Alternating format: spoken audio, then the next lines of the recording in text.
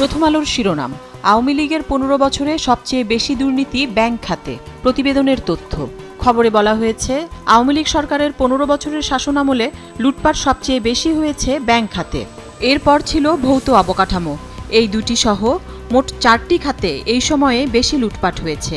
বাকি দুটি খাত হল বিদ্যুৎ ও জ্বালানি এবং তথ্য প্রযুক্তি। বাংলাদেশের বিদ্যমান অর্থনৈতিক অবস্থার শ্বেতপত্র প্রণয়নে গঠিত কমিটির প্রতিবেদনে এসব তথ্য উঠে এসেছে। প্রতিবেদনে ব্যাংক খাতে দুর্নীতি ও অনিয়মের জন্য ঋণ কেলেঙ্কারি, প্রতারণা, ভুয়া ঋণ ও ঋণের অপব্যবহারের বিভিন্ন ঘটনা চিহ্নিত করা হয়েছে। শ্বেতপত্র প্রণয়ন কমিটি এরই মধ্যে তাদের প্রতিবেদন চূড়ান্ত করেছে। আজই এই প্রতিবেদন অন্তর্বর্তী সরকারের প্রধান উপদেষ্টা ডক্টর মোহাম্মদ ইউনূসের কাছে জমা দেওয়ার কথা। আরেকটি শিরোনাম, সীমান্তের ওপারে বসে ষড়যন্ত্র করা হচ্ছে, ঢাকায় সমাবেশে মির্জা ফখরুল। খবরে বলা হয়েছে, বাংলাদেশ নাকি মৌলবাদীদের দেশ হয়ে গেছে, এমন প্রচার চালিয়ে দেশকে আবার অন্ধকারের দিকে নিয়ে যাওয়ার চক্রান্ত চলছে বলে জানিয়েছেন বিএনপি মহাসচিব মির্জা ফখরুল ইসলাম আলমগীর। তিনি ক্ষমতাচ্যুত প্রধানমন্ত্রী শেখ হাসিনার প্রতি ইঙ্গিত করে বলেন, সীমান্তের ওই পারে ফ্যাসিস্ট বসে আছে, ওখানে থেকে নতুন নতুন ষড়যন্ত্র চক্রান্ত করা হচ্ছে। একই বিষয়ের আরেকটি শিরোনাম, ভারতের দ্বিচারিতা আপত্তিকর, ফেসবুক পোস্টে আসিফ নজরুল। বাংলাদেশের পরিস্থিতির উপর ভারতের অযাচিত উদ্বেগ প্রকাশ থেমে নেই। ভারতের নিজের মাটিতে সংখ্যালঘু মুসলিম সম্প্রদায়ের মানুষের ওপর অসংখ্য নির্মমতার ঘটনা ঘটে চলেছে, অথচ সেটা নিয়ে তাদের সংকোচ বা অনুশোচনা নেই। ভারতের এই দ্বিচারিতা নিন্দনীয় ও আপত্তিকর। আইন উপদেষ্টা অধ্যাপক আসিফ নজরুল সামাজিক যোগাযোগ মাধ্যম ফেসবুকে গতকাল এক পোস্টে এই কথা লিখেছেন। প্রথম আলোর শেষের পাতার শিরোনাম, নতুন খসড়ায় বিতর্কিত ধারা বাদ, বিষয় সাইবার সুরক্ষা অধ্যাদেশ। সাইবার নিরাপত্তা আইনের বদলে সাইবার সুরক্ষা অধ্যাদেশ করছে সরকার। খসড়ায় বাদ দেওয়া হয়েছে বর্তমান আইনের বিতর্কিত ধারা। এতে থাকছে, ভুক্তভোগী, তার নিযুক্ত ব্যক্তি ও পুলিশ ছাড়া কেউ মামলা করতে পারবেন না। ফলে রাজনৈতিক কর্মীদের যথেচ্ছ মামলা বন্ধ হবে। আগের আইনের কম্পিউটার ভিত্তিক অপরাধের মামলা চলবে। সমকালের শিরোনাম, বাংলাদেশের পতাকায় আগুন, কড়া প্রতিবাদ ঢাকার। পরিস্থিতিতে গভীরভাবে নজর রাখছে ভারত, এস জয়শঙ্কর। ভারতের দ্বিচারিতা অত্যন্ত নিন্দনীয়, আসিফ নজরুল। খবরে বলা হয়েছে, ভারতের পশ্চিমবঙ্গের কলকাতায় বাংলাদেশের ডেপুটি হাইকমিশনের বাইরে বঙ্গীয় হিন্দু জাগরণ নামে একটি সংগঠনের সহিংস বিক্ষোভের কড়া প্রতিবাদ জানিয়েছে ঢাকা। বাংলাদেশের জাতীয় পতাকায় আগুনের মতো অবমাননাকর কাজের নিন্দা জানানো হয়েছে। গতকাল এক বিবৃতিতে এই অবস্থান তুলে ধরে পররাষ্ট্র মন্ত্রণালয়। এদিকে ঢাকার বিপরীত অবস্থানে রয়েছে দিল্লি। বাংলাদেশের সংখ্যালঘুদের নিরাপত্তা সহ নানা বিষয়ে দেশটি উদ্বেগ প্রকাশ করেছে, আর এগুলোকেই ভারতের দ্বিচারিতা বলে আখ্যা দিয়েছেন অন্তর্বর্তী সরকারের আইন উপদেষ্টা ডক্টর আসিফ নজরুল। রাজনৈতিক পরিস্থিতি নিয়ে যুগান্তরের শিরোনাম, মাঠ গোছাচ্ছে দুই দল, সংসদ নির্বাচন ঘিরে বিএনপি ও জামায়াত তৎপর। ইতিবাচক কর্মকাণ্ড ও পরিকল্পনা তুলে ধরছেন সম্ভাব্য প্রার্থীরা। প্রাধান্য বিগত নির্বাচনের প্রার্থী, যারা আন্দোলনে সক্রিয় ছিলেন, এবং ছাত্রদল থেকে উঠে আসা নেতারা। আর জামায়াতে দুই ধরনের প্রস্তুতি চলছে। নিজেরাই ৩০০ আসনে প্রার্থী দেবে, তারিখ ঘোষণার পর পরিস্থিতি অনুযায়ী সিদ্ধান্ত নেবে একক না জোটবদ্ধভাবে অংশগ্রহণ। খবরে আরও বলা হয়েছে, ন্যূনতম সংস্কার শেষে দ্রুত নির্বাচন চায় দেশের অন্যতম বড় রাজনৈতিক দল বিএনপি। একই দাবি জামায়াতে ইসলামীরও। ইতিমধ্যে দুই দলের নেতারা দল গোছানোর কাজে ব্যস্ত সময় পার করছেন। পাশাপাশি ত্রয়োদশ জাতীয় সংসদ নির্বাচন সামনে রেখে মাঠও গোছাচ্ছে দল দুটি। সম্ভাব্য প্রার্থীরা নিজ নিজ নির্বাচনী আসনে এখন সক্রিয়। পত্রিকাটির আরেকটি শিরোনাম, চট্টগ্রামে আইনজীবী সাইফুল হত্যাকাণ্ডে জড়িত ৩০ জনকে খুঁজছে পুলিশ। সংঘর্ষের মামলায় আরও ১১ জন গ্রেফতার। ইসকন নিষিদ্ধের দাবিতে হেফাজতে ইসলামের বিক্ষোভ। দেশের ডেঙ্গু পরিস্থিতি নিয়ে শিরোনাম, সারা বছরই ভোগাচ্ছে ডেঙ্গু। দেশে সাধারণত সেপ্টেম্বরের পর থেকে ডেঙ্গুর প্রকোপ কমে, তবে এই ধারাকে উপেক্ষা করে গত বছরের মতো এবার নভেম্বরের শেষ সপ্তাহে এসেও এডিস মশাবাহী ডেঙ্গু ভাইরাসের প্রকোপ ঊর্ধ্বমুখী। ডেঙ্গু জ্বর নিয়ে দৈনিক গড়ে হাজারখানেক রোগী বিভিন্ন হাসপাতালে ভর্তি হচ্ছেন, গুরুতর অসুস্থতায় মারাও যাচ্ছেন।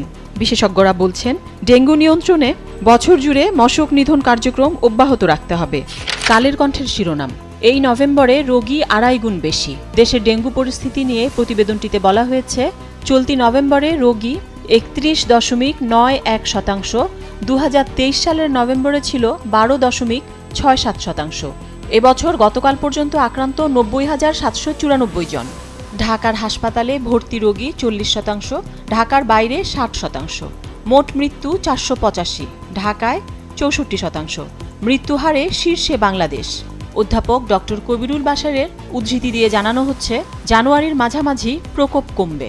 পত্রিকাটির পেছনের পাতায় বেশ কয়েকটি গুরুত্বপূর্ণ সংবাদ ছাপা হয়েছে। তারই একটি, পরিকল্পনাহীন প্রশাসনে ভোগান্তি। সাব রেজিস্ট্রার অফিস থাকার কথা ভূমি মন্ত্রণালয়ে, আছে আইন মন্ত্রণালয়ের আওতায়। ফায়ার সার্ভিস থাকার কথা দুর্যোগ মন্ত্রণালয়ের অধীন, কিন্তু তা স্বরাষ্ট্রের অধীন। মেডিকেল কলেজ ও হাসপাতাল স্বাস্থ্য শিক্ষা বিভাগে হলেও ডাক্তার নিয়োগ, পদোন্নতি ও পদায়ন স্বাস্থ্যসেবা বিভাগের অধীন। এসব বিষয়ে দীর্ঘদিন ধরে মন্ত্রণালয়গুলোর মধ্যে এক ধরনের স্নায়ুযুদ্ধ চলছে, কিন্তু কেউ কারো কর্তৃত্ব ছাড়তে রাজি নয়। গড়ে উঠেছে পরিকল্পনাহীন প্রশাসনে এক ধরনের সমন্বয়হীনতা। এতে ভোগান্তিতে পড়ছেন সেবাপ্রার্থী মানুষ। দেশের নিরাপত্তা পরিস্থিতি নিয়ে শিরোনাম, খুন, ডাকাতি ও অপহরণ বেড়েছে, কমেছে চুরি, ধর্ষণ, নারী নির্যাতন। ব্যক্তিগত ও রাজনৈতিক আক্রোশ মেটানোয় আইনশৃঙ্খলার অবনতি হচ্ছে। রাজধানী ঢাকা সহ সারা দেশে আইনশৃঙ্খলা পরিস্থিতির উদ্বেগজনক অবস্থার মধ্যেও কিছু অপরাধ কমেছে। এর মধ্যে রয়েছে ধর্ষণ, নারী নির্যাতন ও চুরির মতো অপরাধ। তবে চলতি বছর সেপ্টেম্বর ও অক্টোবর মাসে খুন বেড়েছে উদ্বেগজনক হারে। এই সময়ে সারা দেশে 522টি খুনের মামলা হয়েছে, যা 2023 সালের 2 মাসের তুলনায় 34টি বেশি। পুলিশের তথ্য বলছে, খুন ছাড়াও ছিনতাই, ডাকাতি, দস্যুতা, শিশু নির্যাতন, অপহরণ, সিঁধেল চুরির ঘটনা গতবারের তুলনায় এবার বেড়েছে। আরেকটি শিরোনাম, দেশে আলু বীজের তীব্র সংকট। সরকারিভাবে বীজের সরবরাহ চাহিদার মাত্র 5%। আবাদ লক্ষ্যমাত্রা 4.5 লাখ হেক্টর, অর্জিত 23%। আলুর আবাদ কমার শঙ্কা। দৈনিক কালবেলার শিরোনাম, 4 ইস্যু নিয়ে লন্ডনের পথে মির্জা ফখরুল।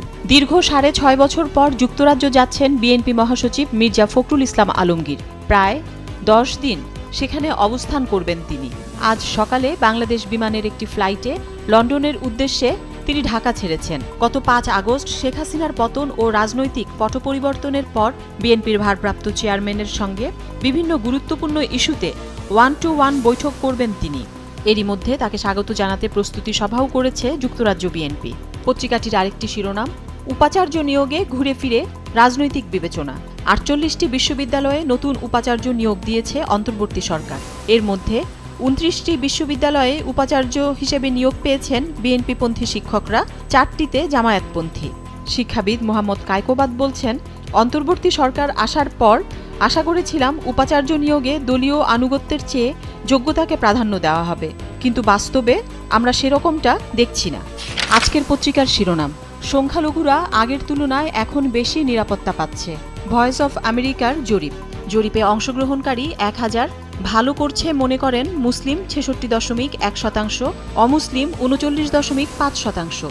অন্তর্বর্তী সরকার এ বিষয়ে ভালো করছে এরকমটি মনে করেন 64.1%, খারাপ করছে মনে করেন 15.3%, আর 17.9% ভাবেন পরিস্থিতি আগের মতোই আছে। শিক্ষা ব্যবস্থা নিয়ে শিরোনাম, পাঠ্য বইয়ে বড় পরিবর্তন, বাদ পড়ছে অতিরঞ্জন। বেশ কিছু পরিবর্তন আসছে প্রাথমিক ও মাধ্যমিকের সব পাঠ্য বইয়ে। মাধ্যমিকের প্রতি শ্রেণীর বাংলা বইয়ে যুক্ত হচ্ছে জুলাই গণ অভ্যুত্থান নিয়ে লেখা কবিতা অথবা কার্টুন। প্রতিটি বইয়ের পেছনের কভারে থাকছে গ্রাফিতি। এছাড়া ইতিহাস নির্ভর অনেক বিষয়েও পরিবর্তন আনা হচ্ছে। যুক্ত হচ্ছে স্বাধীনতার ঘোষক হিসেবে জিয়াউর রহমানের নাম, মৌলানা ভাসানী ও জাতীয় 4 নেতার অবদান, আর বাদ যাচ্ছে মুজিব পরিবারের সদস্যদের নিয়ে লেখা, সেই সঙ্গে বঙ্গবন্ধু শেখ মুজিবুর রহমানকে নিয়ে অতিরঞ্জিত ইতিহাস।